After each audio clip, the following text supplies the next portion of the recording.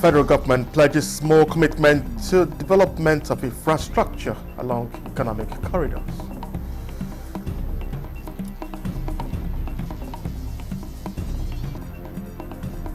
Governors and traditional rulers in northern Nigeria unite to address security challenges. Commend President Bola Tinubu for addressing infrastructure deficit.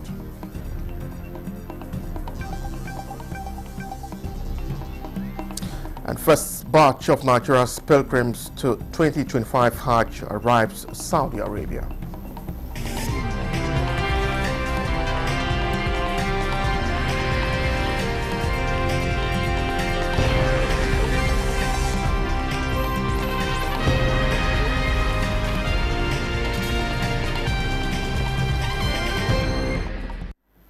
Hello and welcome to you. This is the news at 11 on NT News 24. We are live in Abuja and I am Charles Alpha.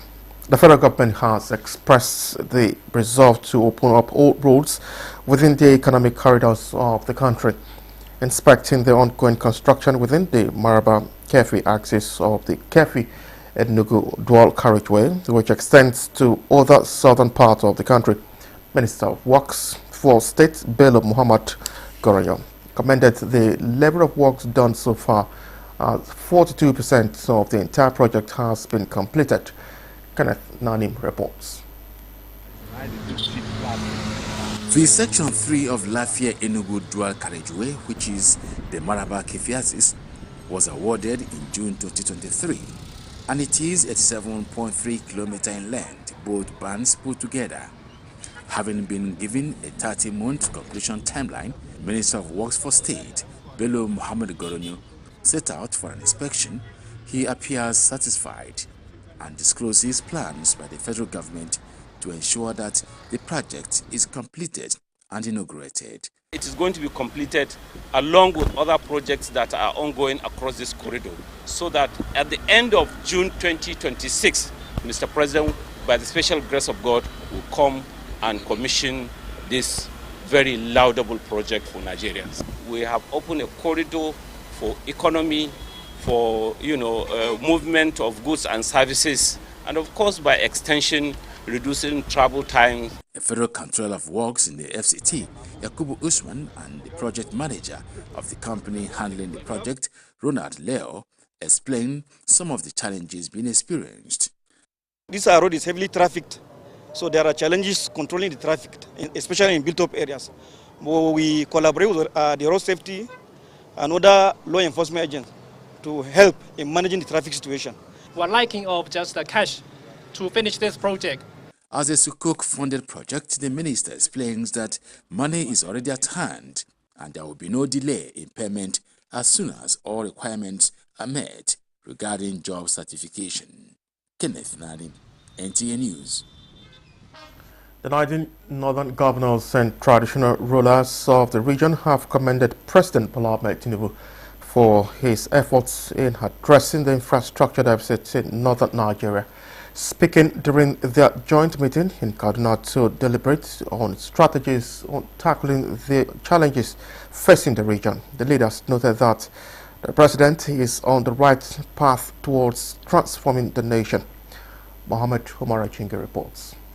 It is another meeting of northern decision makers comprising of the governors and traditional rulers led by the Sultan of Sokoto, who gathered here at the Government House Kaduna to assess the progress made so far and review the strategies adopted in their previous meetings to rescue their people from the grip of insecurity and poverty. The chairman of the forum, Inu Yaya, says some progress have been made, even though some challenges persist, that this meeting seeks to come up with fresh ideas to overcome them.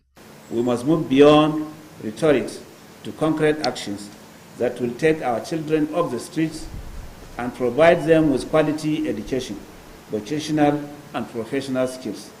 As the rainy season approaches, we must implement proactive measures to mitigate the perennial farmer-herder clash. The leaders commended President Bola Tinubu for complementing their efforts in addressing the region's challenges. One of Mr. President's key interventions in our region is a long-abundant Abuja, Kaduna, Zaria, and Kano dual carriageway. Mr. President will go down in history as a leader who listened to the cries of the northern people and took decisive action, we owe Mr. President a debt of gratitude. But the problem of the North is the problem of Nigeria, and that's why I think President is doing all he can to bring all of you together close to him to ask you how can he help. And he's helping. I believe there is hope. As they continue to seek comprehensive and sustainable solutions individually and collectively, they call on the citizens to support President Bola Ahmed Tinubu for the continued peace and progress of the nation. In Kaduna, I am Muhammad Murajingi, NTA News. Similarly, in a renewed push for regional development and security, the Northwest governors have once again convened on Kaduna to work together for a more prosperous and peaceful region. The chairman of the Northwest Governors Forum, Diko Umar Rada, during their meeting at the Government House, Kaduna, reaffirms the collective resolve of the governors to deepen collaboration and confront the lingering menace of insecurity in some parts of the state. Mohammed Omar Chingi once again reports. It is late at night, but the urgency of the moment requires no sleep, driven by a common purpose to strategize and confront the growing threat of insecurity. The governors of the Northwest arrived one after the other at the Government House, Kaduna, for another meeting. As they step into the meeting room, they stand together, reciting the national pledge for commitment to Nigeria's peace and progress before delving into the business of the day. As governors in this region, and we agreed to work together and to collaborate in different areas, especially in terms of economic development, agricultural initiatives, as well as fight against the insecurity.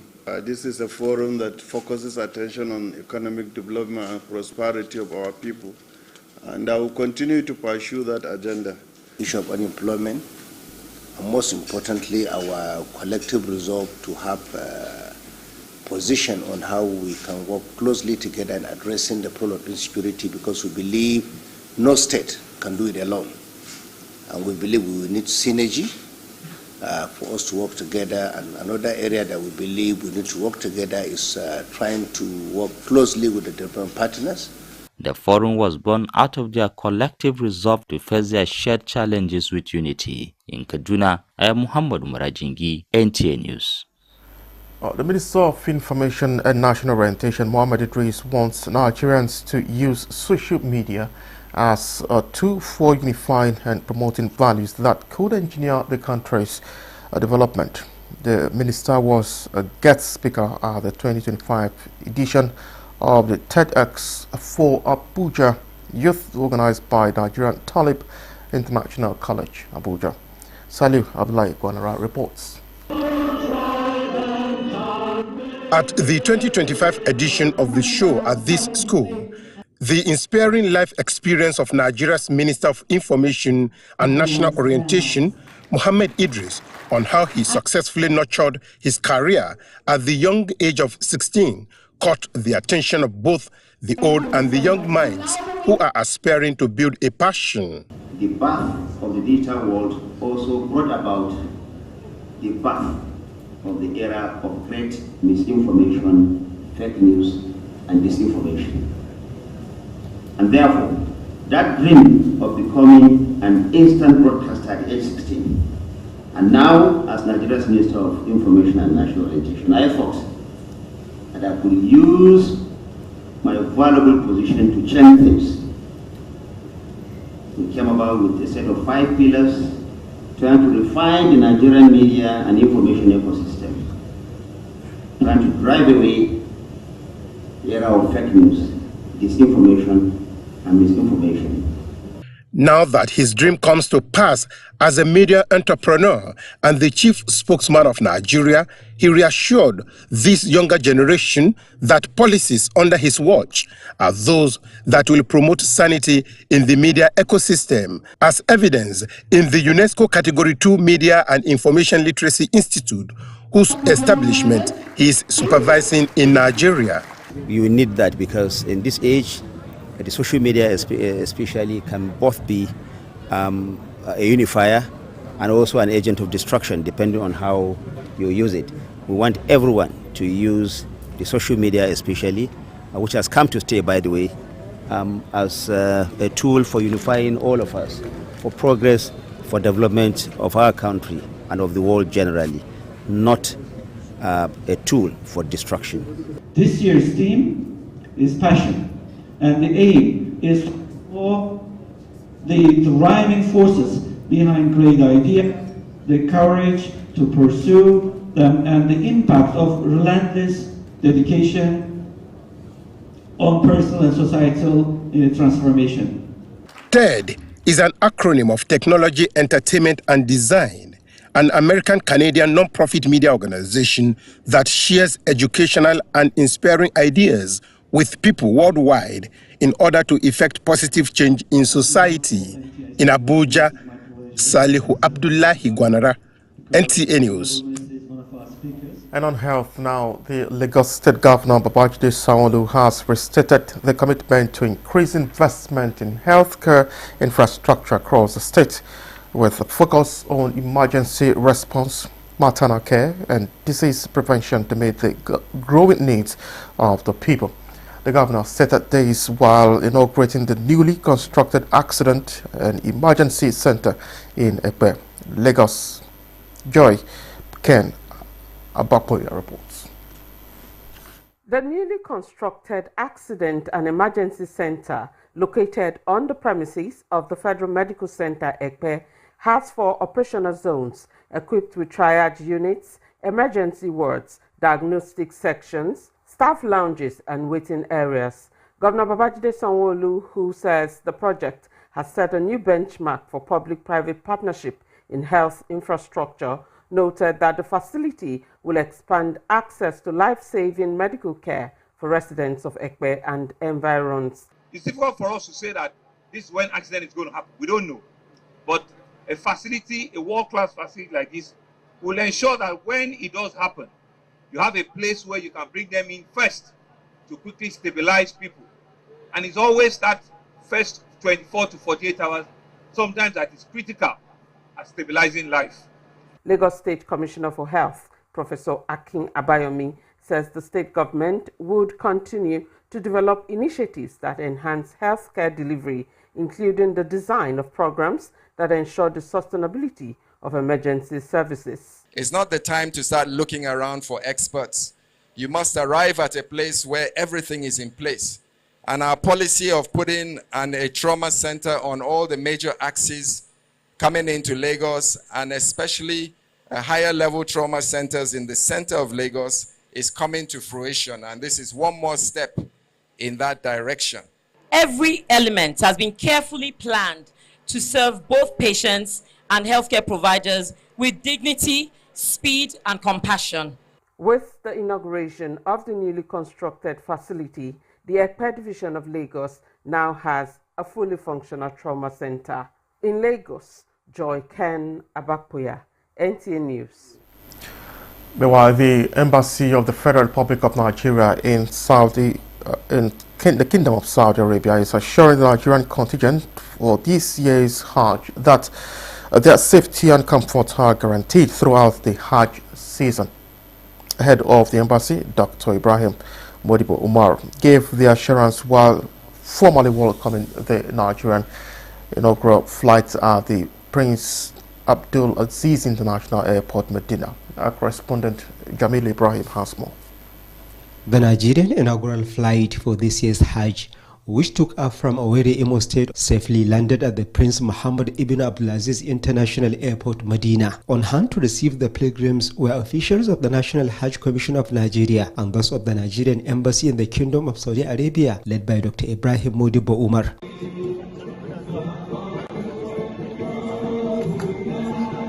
The Nigerian ambassador in the Kingdom of Saudi Arabia, who addressed the pilgrims, enjoins them to be law-abiding as adequate arrangements have been made to ensure their safety throughout the Hajj season. Good news about this year is that the temperature is going to be a bit cooler, unlike last year. So inshallah, we expect the Hajj to be very smooth, and I can tell you that all arrangements are top gears, that we are going to have inshallah a very, very smooth Hajj operation. The more than 300 pilgrims that boarded the inaugural flight are from Imo, Abia, and Bayelsa states. The journey was fantastic. One of the most seamless journeys I've undertook, and I really commend the Nigerian government and the National Hajj Commission for doing a fantastic job. It was fantastic. In fact, I'm highly delighted, so happy. Today, I'm among the people that comes to Medina. Alhamdulillah. Meanwhile, other flights that conveyed the Nigerian pilgrims from Bauchi, Kebbi, Osun and Niger states have also arrived safely in the Kingdom of Saudi Arabia, and the pilgrims were warmly received with flowers in their respective hotels. From the holy city of Medina in the Kingdom of Saudi Arabia, Jamilu Ibrahim, NTA News. And you're still watching the news at 11 on NTA News 24. We'll take a quick break now. More reports ahead. Please stay with us.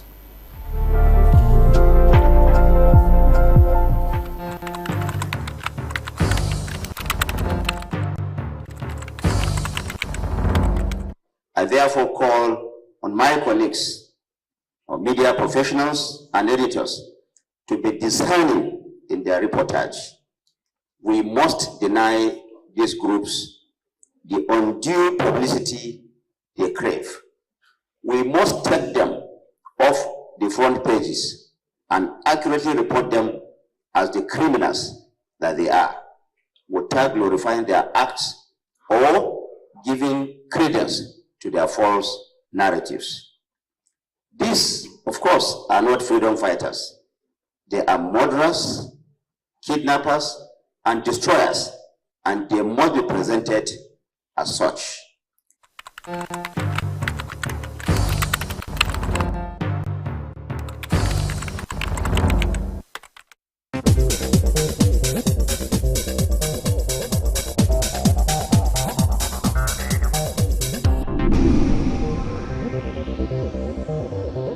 This is NTA News 24. Thank you for staying with us. Collaboration between institutions and health facilities is primarily to foster and develop a partnership that can produce skilled professionals to contribute to the growth and development of health services. Now, this is the story and the purpose of the familiarization visit of the Vice Chancellor, University of Abuja, to Nisa Premier Hospital. Shehu Muhammad Dati has the details. The University of Abuja's Vice Chancellor visited Nisa Premier Hospital, solidifying a partnership for training and research in reproductive sciences. This collaboration with Institute of Medical Sciences Africa, a Nisa Medical Group subsidiary, aims to produce skilled professionals for Nigeria's healthcare industry. I can assure you the future students, our university will serve Africa, because our students will be attracted from various parts of the country and Africa and the world in general, because we have potentials for students to come from other countries, the European countries as well. Producing well-trained professionals to contribute to reproductive science growth in Nigeria is a key objective. Marriage between academia and industry is one of the things that will lift up this country and allow people to research, practice and apply the research to industry. So this marriage is going on in the most advanced countries in the world, but it hasn't been really, it hasn't really made serious progress in Nigeria. How happy am I today that the Vice Chancellor of a major university is stepping into a medical ground towards collaborative research. The Vice Chancellor toured the facility equipped with the state-of-the-art medical gadgets. In Abuja, Shehu Muhammad Dati, NTA News. Now, the federal government, through the National Commission for Almajiri and Out-of-School Children, is working on a strategic framework for data capturing and mopping exercise. This is part of efforts the stakeholders are making to tackle the growing challenges of out-of-school children and improve access to quality education in the country. Shehu Adamu reports that the goal is to document, and reiterate reintegrate millions of children currently out of school, particularly those in the Almajiri system. The engagement aims to align state-level strategies with the Commission's national vision of reducing the number of out-of-school children, particularly those in the Almajiri system. So we are going to take advantage of what the technology is bringing to us. We are going to take advantage of the political will. We have successfully mopped up 22,307 children in July 2024.